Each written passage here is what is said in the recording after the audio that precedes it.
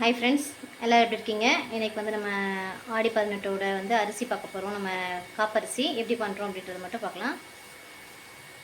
இதுக்கு நான் வந்து பச்சரிசி எடுத்திருக்கேன். ஆக்சுவலாக வந்து இந்த காப்பரிசி வந்து வாழை அரிசி அப்படின்னு சொல்லிட்டு ஒரு அரிசியில் வந்து செய்வாங்க. ஸோ எனக்கு இந்த வாட்டி அது கிடைக்கல. நான் லேட்டாக போயிட்டேன்னா என்னன்னு தெரியலை. இன்றைக்கி எங்களுக்கு கிடைக்கவே இல்லை.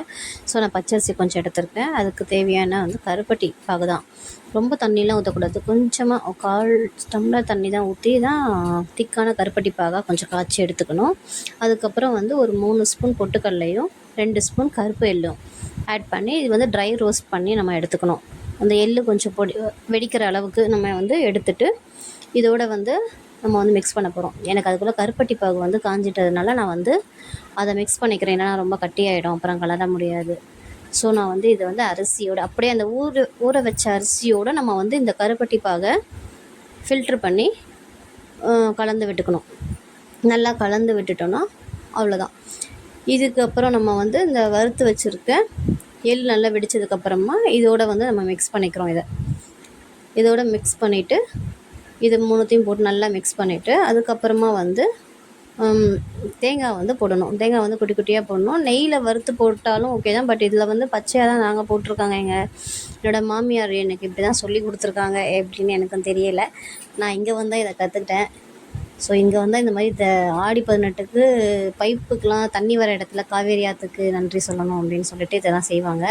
அது வந்து அப்படியே அவ்வளோதான். இதுதான் காப்பரிசி ரெடி ஆகிடுச்சு. இப்போ வந்து நம்ம வந்து என்ன பண்ணுறோம் அப்படின்னா, தண்ணி தொட்டி நமக்கு நல்லா குடிக்கிற தண்ணி வந்து வர தொட்டியில் வந்துட்டு இந்த மாதிரி தொட்டி நல்லா க்ளீன் பண்ணிவிட்டு அந்த பைப்புக்கு ஒரு விளக்கு வச்சு பழங்க எல்லாம் வச்சு அந்த காப்பரிசியும் வச்சு அப்புறம் வந்து இந்த மங்களமான பொருட்கள் அந்த ப்ளவுஸ் பீட்டு வளையல் அந்த மாதிரி எல்லாமே வச்சு நம்ம வந்து சாமி கும்பிடணும். அந்த தொட்டிக்குள்ளேயே தான்.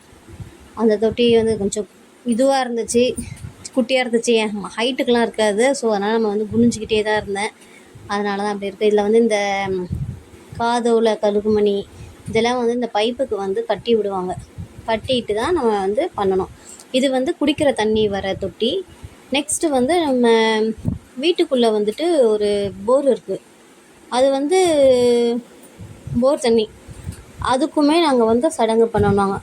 ஸோ அந்த சடங்கு எப்படி பண்ணுறாங்க அதையுமே வந்து இதே மாதிரி தான் அந்த காதோல கழுகுமணி கட்டிட்டு விளக்கு வச்சு அங்கே ஒரு விளக்கு வச்சு அங்கே தனியாக பண்ணணும். இது வந்து வீட்டுக்குள்ளே இருக்குது. இப்போ நான் காட்டுறேன். அங்கேயும் அதே மாதிரி அங்கே 2 தட்டு பழந்தட்டு மட்டும் மாற்றிட்டு ப்ளவுஸ் பீட் பண்ணிட்டு அதே மட்டும் தான் அதை மட்டும் தான் எடுத்துக்கணும். விளக்கு அங்கே ஒரு விளக்கு அங்கே வச்சுன்னு எப்போவுமே அதை வச்சுட்டு விளக்கேற்றி வீட்டுக்குள்ளே தான் இருக்குது. அதை வந்து அங்கே விளக்கேற்றிட்டு அப்புறமா வந்து சாமிக்கு முன்னாடி வந்து நார்மலாக எப்பவும் போல் நம்ம வந்து பூஜை பண்ணணும். இதுக்குள்ளே இதில் ஒரு இது என்ன அப்படின்னா, ஆடி 18க்கு வந்து தாலிக்கயிறு மாற்றுவாங்க. அப்படி இல்லை அப்படி மாற்றினாலுமே இந்த மஞ்சள் கயிறு வெள்ளை கலர் நூலில் மஞ்சள் தடவிட்டு அந்த கயிறை வந்து கட்டிக்கணும். இது வந்து லேடிஸ் வந்து ஹஸ்பண்ட் வந்து கட்டி விடுவாங்க. கல்யாணம் ஆனவங்களுக்கு கழுத்தில் கட்டி விடுவாங்க. ஸோ நான் கட்டிக்கிட்டேன்.